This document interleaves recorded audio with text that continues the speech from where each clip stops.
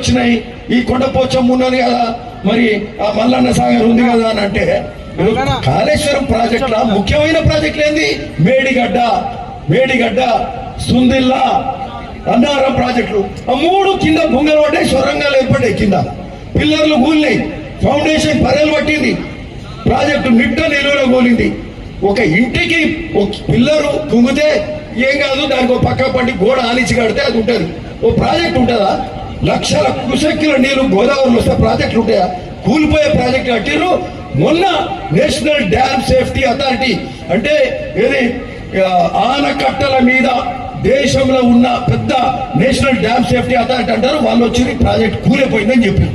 ఎందుకు కూలిందా అంటే దీని మీద డిజైన్ సరిగ్గా లేదు, డిజైన్ సరిగ్గా చేయలే, ప్లాన్ సరిగ్గా లేదు, ఆ ప్రాంతము జియో టెక్నికల్ సర్వే, ఆ భూమి సర్వే చేయలేదు, కట్టుడు విధానం సరిగ్గా లేదు, త్వరపడి డిపిఆర్ చేసిండ్రు, కట్టినాక మెయింటెనెన్స్ లోపాలు ఉన్నాయి. అంటే ఇన్ని తప్పులు చేసి ప్రాజెక్ట్ ఊలితే ఇక కూలలేదు, ఇంకా మీరు రిపేర్ చేయండి, నీళ్ళు ఇవ్వండి రైతులకు అంటారు. అంటే దొంగ మాటలు చెప్పి లక్షల కోట్ల అప్పులలో ఈ రాష్ట్రాన్ని ముంచి ఈరోజు ఇబ్బంది పెడుతుంటే, ఈరోజు మనము నిరమనే భువనగిరి నీళ్ళు ఎడికెళ్ళి వచ్చినాయి, మనం ఈ మధ్యలో అవి ఎడికెళ్ళి వచ్చినాయి తెలుసా?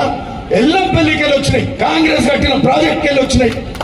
కానీ ఎల్లంపల్లి మిడ్ మైనర్కి వెళ్ళి నీళ్ళు వచ్చినాయి తప్పితే నీకు మేడిగడ్డ నుంచి నీళ్ళు రాలే.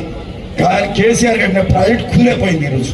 సో అట్లాంటి ఘనకార్యాలు చేసిన ప్రభుత్వాలు మొన్న వరంగల్ వచ్చి చాలా గొప్ప మాటలు మాట్లాడుతున్నారు. వాళ్ళు అది చేసిండ్రా, ఇది చేసిండ్రా అంటే మేము కూడా అడుగుతాం. కేసీఆర్ దళితులకు 3 ఎకరాలు భూమి ఇచ్చిందా అంటే ఇవ్వలేదని మనం కూడా చెప్తాం కదా. దళితులకు 3 ఎకరాలు ఇచ్చిండా చెప్పాలి, ఇచ్చిండా? దళితుల ముఖ్యమంత్రి చేసిండా? నిరుద్యోగ వృత్తి ఇచ్చిండా? రుణమాఫీ ఏకకాలంలో చేసిండా? చేయలేదు. ఇందిరా మిల్లు ఇచ్చిండా? రేషన్ కార్డులు ఇచ్చిండా? పెన్షన్లు పెంచిండా? మరి నువ్వు చేసిన కార్యక్రమం ఏందా అంటే నీ అన్నిట్లో ఫెయిల్ అయ్యి ఈ రోజు వచ్చి 15 ఏళ్ల తర్వాత వచ్చి మన గురించి మాట్లాడుతావు. ఈ రోజు నువ్వు ఇన్ని అప్పులు చేసిపోతే కూడా ఈ కాంగ్రెస్ ప్రభుత్వం ప్రజాపాలనలో ధైర్యంగా ఇన్ని కార్యక్రమాలు చేసుకుంటూ పోతున్నావు. ఇబ్బందులు ఉన్నప్పటికీ ప్రజలందరూ కూడా ఇవన్నీ కూడా గ్రహించాలని కోరుతూ అంతా బాగా జరుగుతుంది. మన భువనగిరి ప్రాంతం కూడా ఇరిగేషన్ ప్రాజెక్టులకు 500 కోట్లు శాంక్షన్ తీసుకున్నాం.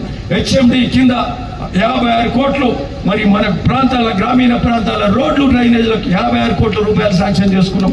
గ్రామీణ ప్రాంతాల పంచాయతీరాజ్ రోడ్లు శాంక్షన్ అయినాయి, బ్రిడ్జులు శాంక్షన్ చేసుకుంటున్నాం. చాలా పనులు అవుతున్నాయి.